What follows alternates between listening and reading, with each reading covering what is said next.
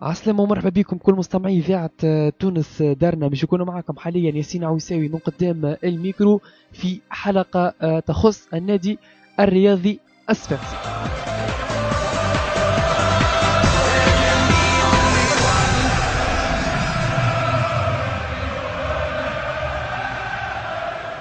ذهاب نهائي كأس الاتحاد الافريقي النادي الرياضي الصفاقسي من اجل حفظ وجه ماء كرة القدم التونسية، تقريبا اسبوع واحد بعد خيبة امل المنتخب التونسي في خروجه من تصفيات الدور الفاصل لمونديال 2014 امام نظيره الكاميروني بنتيجة 1-4. سيحاول فريق النادي الرياضي الصفاقسي حفظ ماء وجه كرة القدم التونسية واعادة القليل من اعتبارها عندما يستقبل الفريق الكونغولي السبت بملعب رادس لحساب ذهاب الدورة النهائية لكأس الاتحاد الافريقي.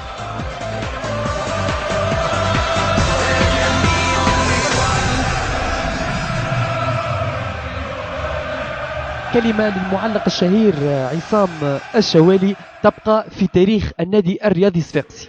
الصفاقسي كي تعطيه راحة ويلعب براحة من غير ضغط على حامل كورة ممكن يوجع فرق أوروبية محترمة وكبيرة بين الظفرين، يعني فرق حتى عندها تجربتها وعندها تاريخها. لما تلعب من غير ضغط عليه يتعب برشا السياسي فريق. وكورة الهدف الرابع الهدف الرابع من هيكل. عاد جمامدية، عاد الولد هيكل، رجع ولد جمامدية 4-0 بدون أي شالله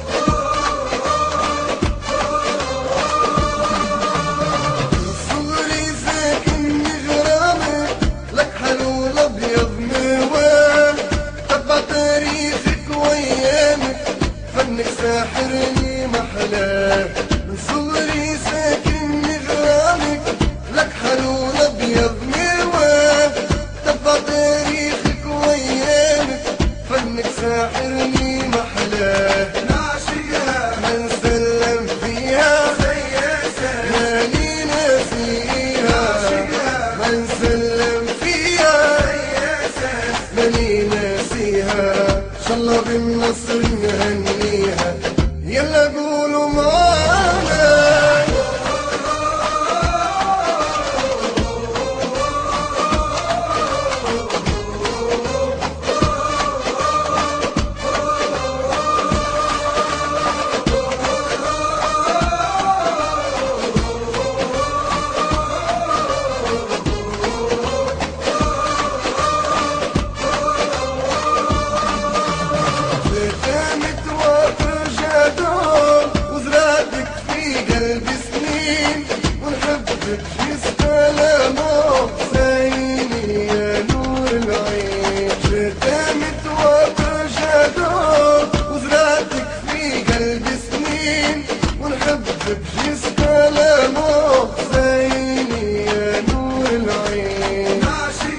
منسلم فيها ماني ناسيها، منسلم فيها ماني ناسيها، ان شاء الله بالنصر نهنيها، يلا قولوا معانا.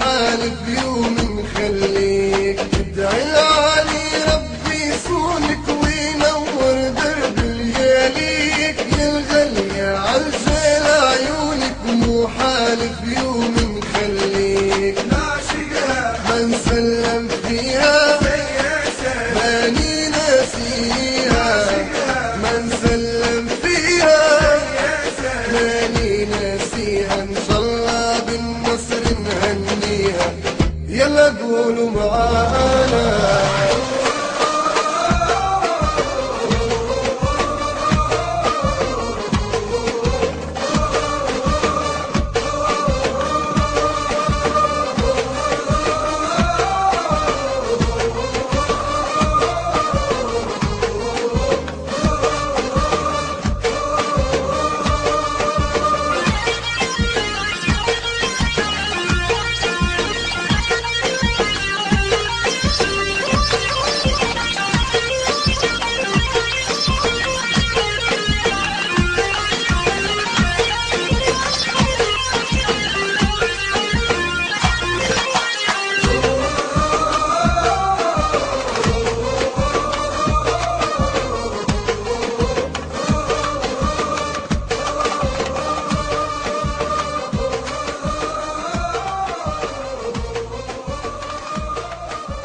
هذه هي أجواء السياساس اللي ديما حاضرين واللي ديما قاعدين نسمعوا فيها في كل ماتش، واللي قاعدين نتبعوا فيها سيرتو أحباء النادي الرياضي الصفاقسي. أعزائنا المستمعين، الحلقة متاعنا باش تكون فيها إن شاء الله العديد من المداخلات، نحبوا ناخذوا آراء أحباء النادي الرياضي الصفاقسي. ماذا بينا نسمعوا آرائكم، ماذا بينا ناخذوا كل حاجة تحبوا توصلوها للنادي الرياضي الصفاقسي.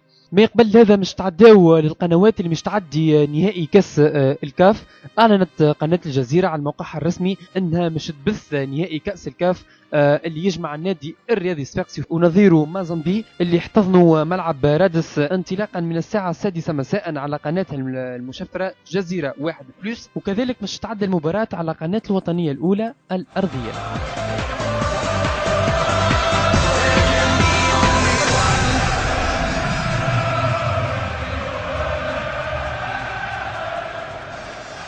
النادي الرياضي الصفاقسي على حسب ما شفنا في صفحات الانترنت وحكينا مع ياسر عباد انه ثم اقبال ضعيف على التذاكر. الثلاث نتاعها اللي تم بيعها حد الان، رغم انه مباراة النهائي امام موزمبي ما زالت لها معناتها بضع ساعات، لانه جماهير النادي الرياضي الصفاقسي ما كانتش في الموعد، مع العلم أنه إقبال على الانقطاع التذاكر كان كذلك ضعيفا للغاية، حيث أنه ما وصلش عدد التذاكر اللي تباعت ثلث ما هو ممنوح للجمهور بالنسبة للنادي الرياضي الصفاقسي، والمقدر ب 32 ألف مقعد. شبابك الملعب الأولمبي بالمنزه هو ملعب الطيب المهيري، رغم هذا مش تواصل العمليات نتاعها ببيع التذاكر، ولو أنه ما تخشاه هيئة لطفي عبد الناظر هو أنه يكون الحضور نتاع الجمهور دون المستوى. ممكن معناتها الجمهور مازال متأثر بانسحاب النسور من سباق المونديال. أعزائنا المستمعين، ماذا بينا معناتها الكل نساهموا في هذه المباراة.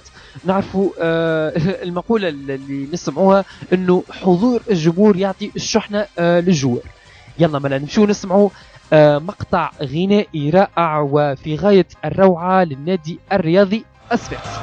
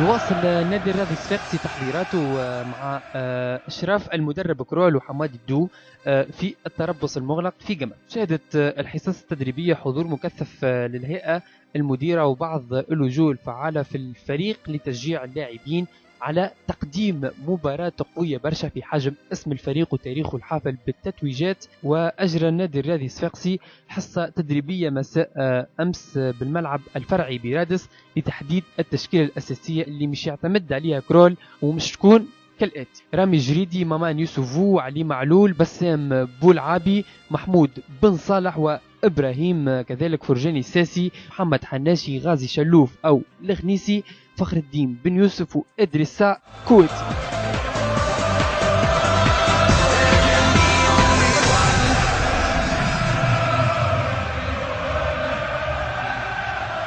كما حكينا أعزائنا المستمعين في مردود للنادي الرياضي الصفاقسي، إن شاء الله غدويكا يكون فوز لهذا الفريق اللي قاعد يعتمد عليه العديد والعديد من المشجعين.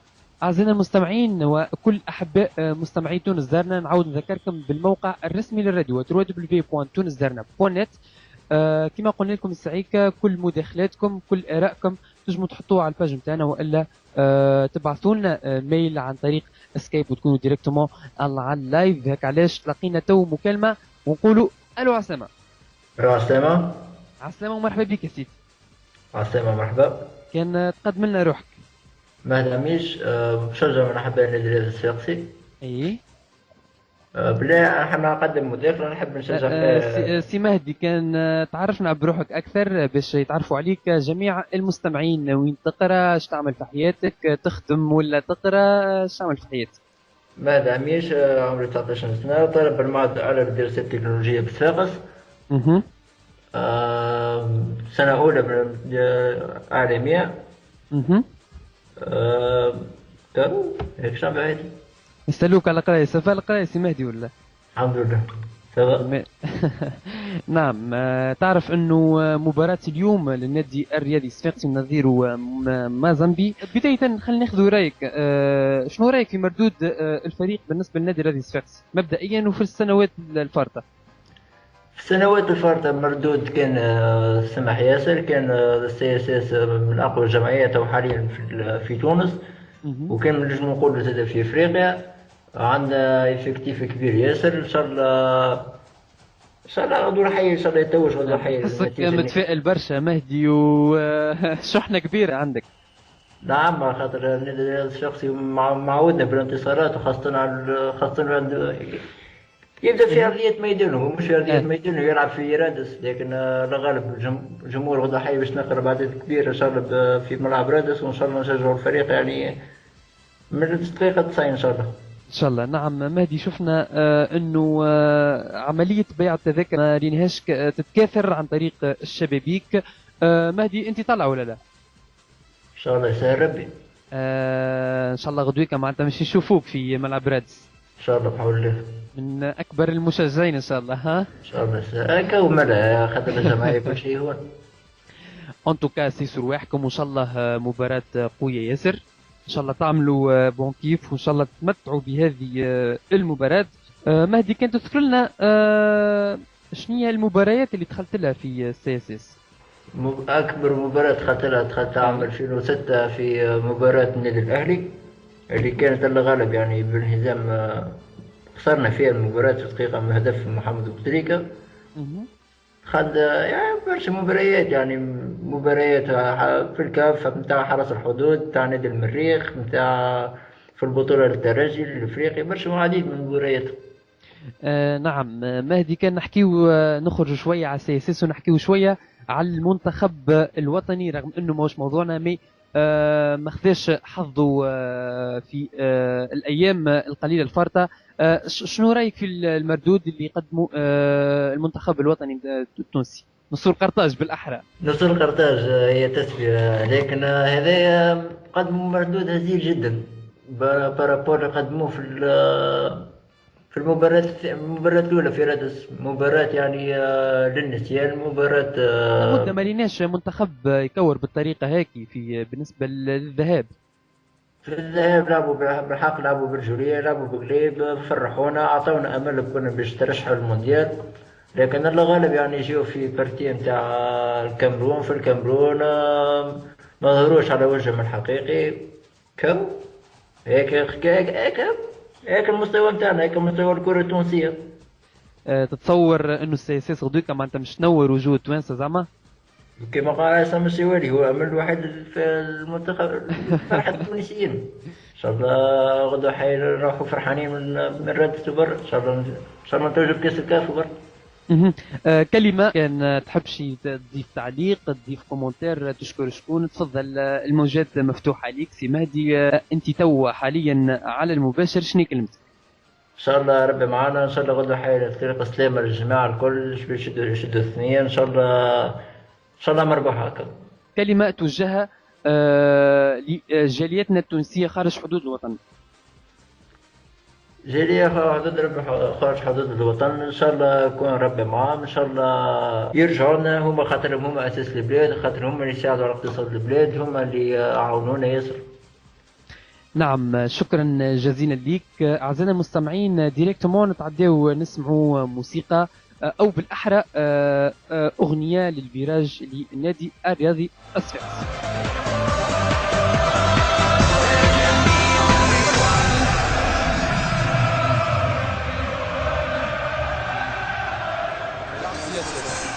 ان شاء الله السياسات ديما بالعلالي يعملوا قدرة ربي بطولة ان شاء الله تقع في السنة ان شاء الله يا ربي البطوله تصير. السياسات مش انا باش نقول شنو هي جمهورة يعني سابقها والتجربات اللي هي تتوقع فينا.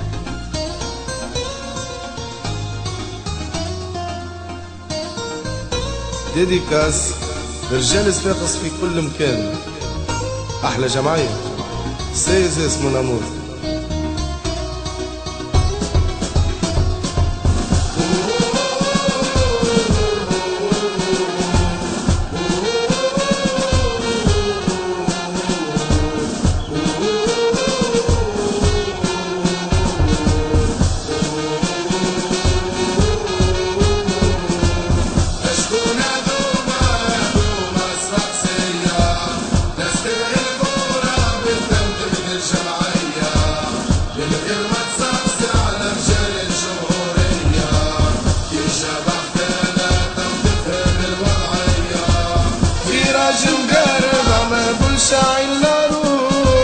مجنون الكورة ما يفهم والو، يعمل كوارث هايم على بالو، يرسكي بحياته هذيك العقلية. سياسات ونموت ما نوصفش بلاك، سياسات جسنا لموت عمري ما ننساك، سياسات طول شوف ديما تدرسي معاك في كل بلاد يوم في كل بنية.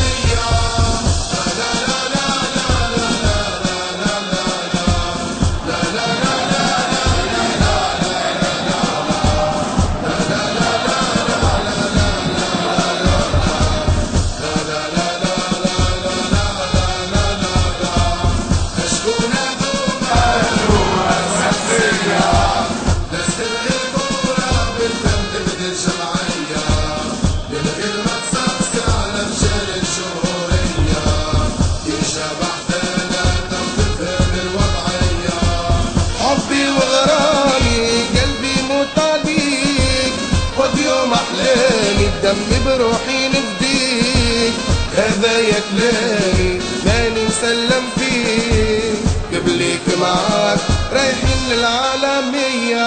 سياسات ونموت ما نوصفش بلاك، سياسات جسنا لموت عمري ما ننساك، سياسات طول شوف ديما تبلاسي معاك في كل بلاد يوم في كل بنية.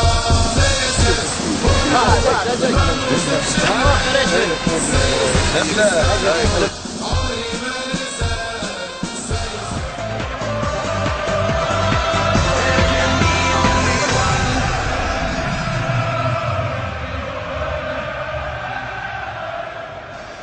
هذه هي كالعادة أجواء وفرحة مشجعي النادي الرياضي الصفاقسي. مش نذكروا حاليا بعض الجمل اللي قالوها جوارات النادي الرياضي الصفاقسي. رامي الجريد يقول نحترموا مازنبي لكن مش نربحوه.